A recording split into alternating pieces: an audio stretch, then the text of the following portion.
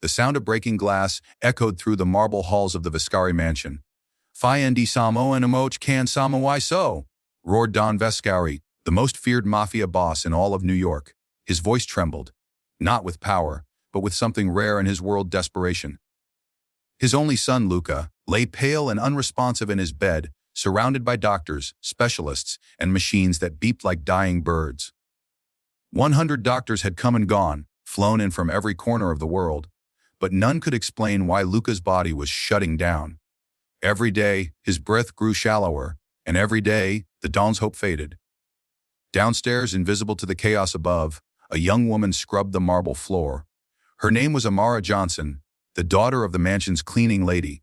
She was 23, brilliant and quiet, often dismissed as the help's daughter. But behind her shy eyes lived a mind sharper than any diamond. Amara had graduated top of her class in biomedical engineering, but doors had closed in her face because of who she was and where she came from. So she took the job cleaning houses with her mother to survive, hiding her dreams under a maid's uniform.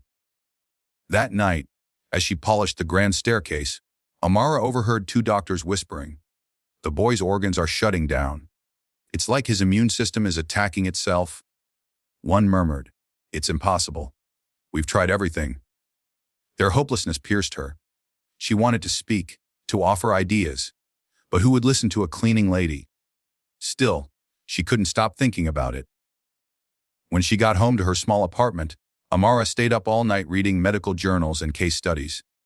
She cross-referenced symptoms, lab reports she'd glimpsed, and came to a startling realization: Luca's illness wasn't natural. It was triggered by a rare genetic mutation that reacted violently to a common antibiotic the doctors kept using. The cure wasn't another drug, it was a therapy that required reprogramming his immune cells using a specialized serum. Something experimental.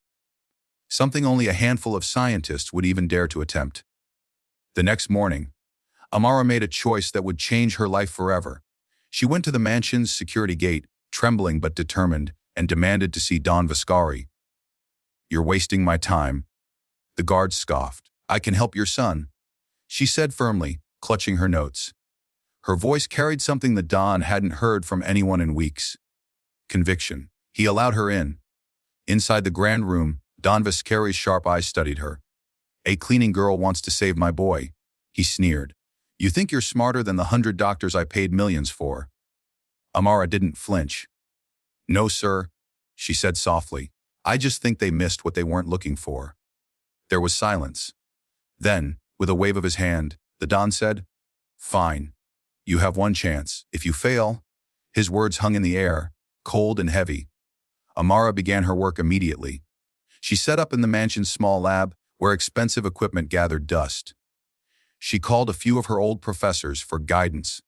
Without telling them where she was or who she worked for, she tested Luca's blood samples, confirmed her theory, and spent sleepless nights formulating the serum. Every minute was a battle between science and fear. She knew if she failed, the Don's wrath would be her last sight on Earth. But she also knew that if she didn't try, Luca would die. Days turned into nights, nights into days. The mansion's staff whispered that the maid was playing doctor. But Amara's mother believed in her. "You were born for this, baby," she said, pressing her daughter's hands between hers. "Don't let anyone tell you otherwise." Finally, after 6 relentless days, the serum was ready. Amara injected it herself, guiding the trembling nurses as Luca's body convulsed. The machine screamed alarms, and for a terrifying moment, she thought she'd lost him. Then silence, and slowly a heartbeat steadied. Luca's color returned, his breathing deepened, and his eyes flickered open.